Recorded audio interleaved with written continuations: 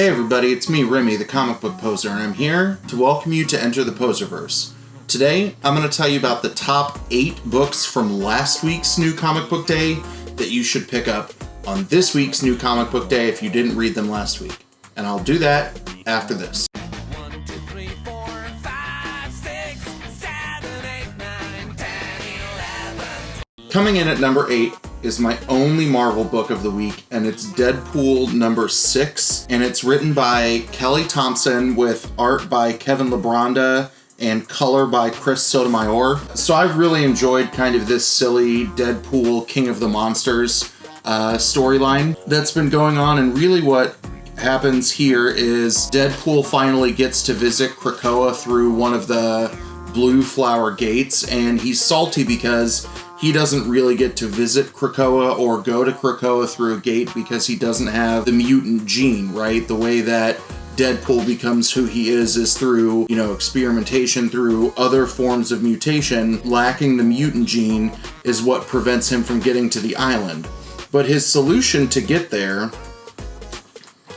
is by crawling into Jelby and having Jelby walk through the gate into Krakoa.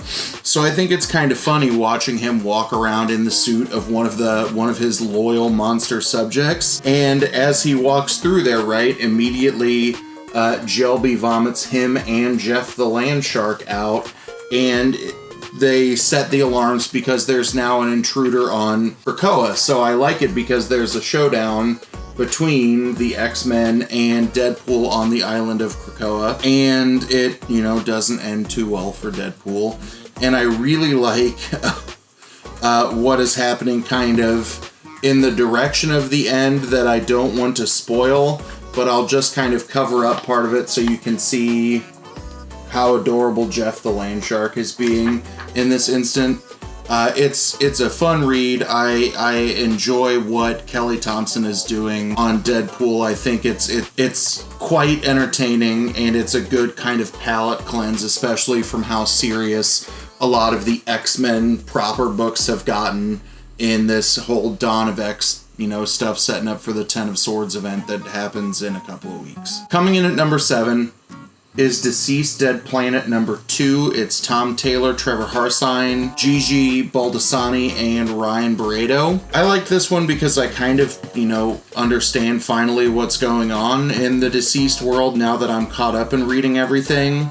And a lot of it kind of focuses on now that they're back on planet Earth after they've, collected Cyborg's disembodied head in the first one. Swamp Thing comes to Constantine for a favor where he's looking for information in a garden, and, the other ridiculous reason why I like it is Swamp Thing finally loses his shit and drops an F-bomb, and Constantine and everybody else was like, oh, Swamp Thing is serious. So what you have happening is them trying to find survivors in one of the gardens left around the world where there are some survivors who have yet to have been fully affected by the anti-life equation. And you see kind of a big throwdown happen. There is a death. There are some things that are happening in terms of whether or not the Tower of Fate can offer fully fledged protection. Just kind of the reveal in the end of the book where they were dealing with what they thought was lava, but is another DC superhero, supervillain that's been impacted by the anti-life equation, really I think sets up for what's going to be a fairly sticky situation for them to get out of at the beginning of book 3 in a couple of weeks. Coming in at number 6 is Money Shot number 7 from Vault. It's written by Tim Seeley and Sarah Beatty. It's drawn by Rebecca Isaacs with colors by Kurt Michael Russell. In this book, it takes a turn harder in the direction of the political. We know that in the first arc, the folks who are having to crowdfund their scientific experiment through porn website is doing so because they're dealing with an unfriendly presidential administration. And the same thing, kind of plays out here, but in looking at the character who is playing the president of the United States, it's definitely a Trump character where aliens show up on planet Earth and offer to do a bunch of things to make the planet better, and he essentially tells them, to F off and go. But what is kind of playing out in the back part of the issue is seeing the president actually confront the science team and what impacts that it might potentially have on their ability to not just explore but conduct scientific research. Coming in at number 5. I told you all in the previous video, I don't know why I wanted to read this book, but I just kind of did. And in all of the unironic fashions of explaining this book, My Little Pony Transformers number 1 from IDW is actually not bad.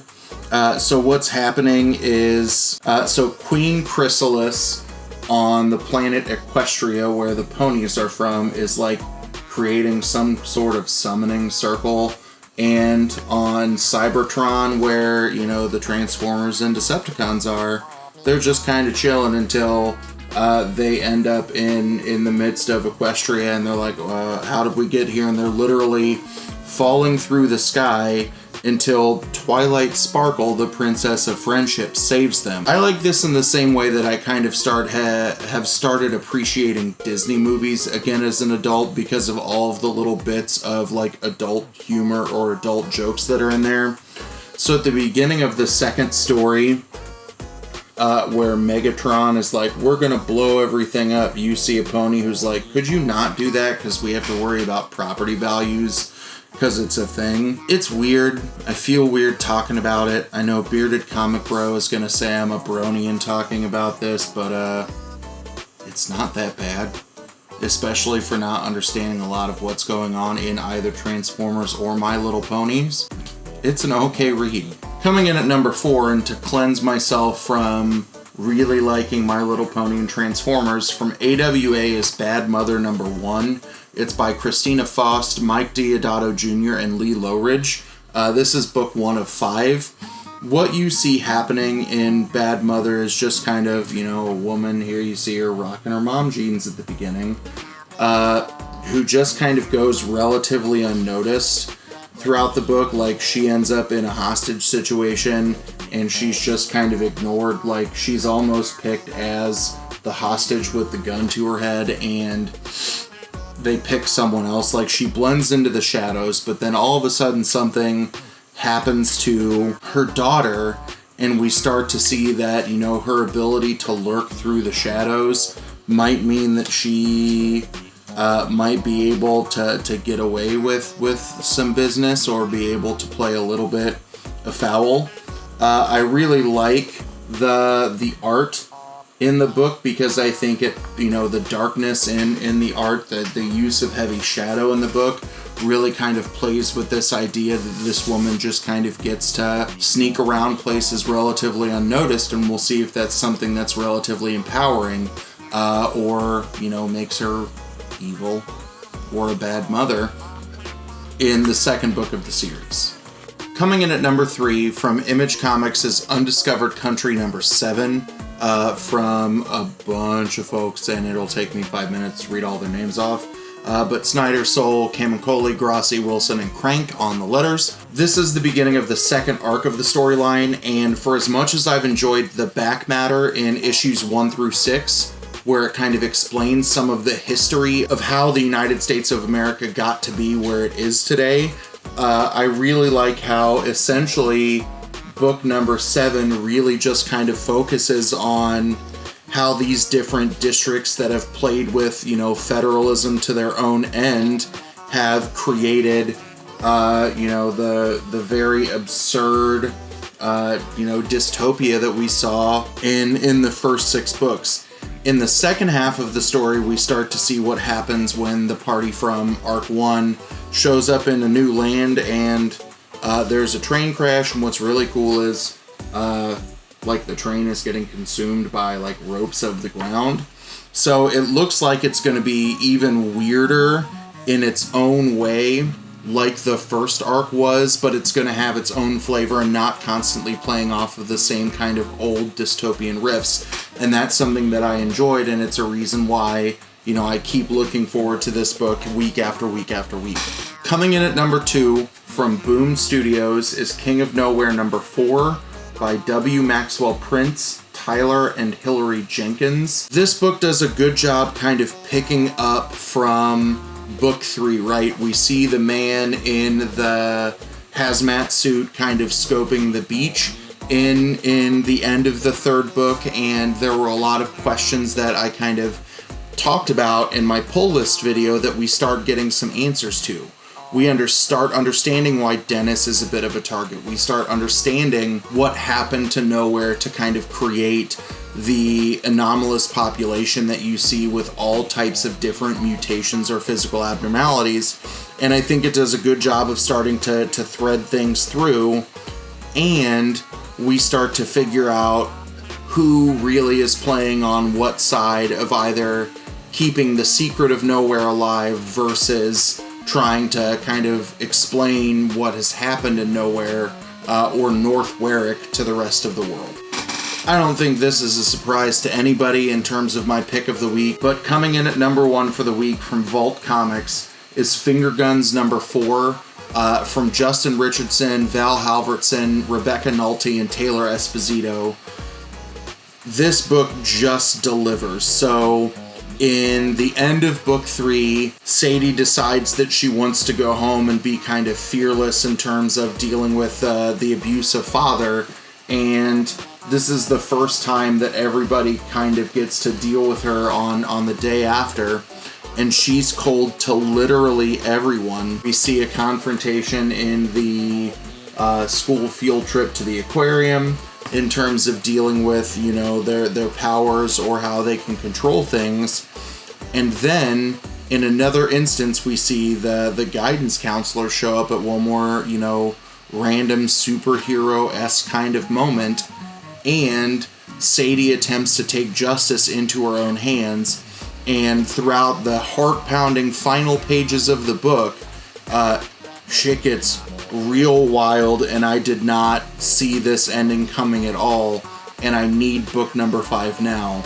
But this book was amazing. That there were some people who got wishy-washy on book number 2 or number 3 that I could see some of their criticisms with, but book 4 makes me wonder what in the hell is going to happen in the next book. That we saw something wild happen to one of the 2 main characters, and we wonder what kind of implications it will have not only on their life but their ability to fire them finger guns throughout. So all in all, this was a very good week for me. I know there were a lot of people in love with Ice Cream Man this week, but I couldn't find a copy at either one of the shops in my town. But yeah, that's where everything landed. I liked everything that I read. I didn't think there was a bad book this week, and I'm excited to see the kinds of things that I have to read this Wednesday. So what did you think? Let me know down in the comments if there's anything else that you think, that I read, that you want to know my feelings on it. If there's something that you think should have been higher or lower, most definitely let me know. And as always, thanks for stopping by, and have a good one.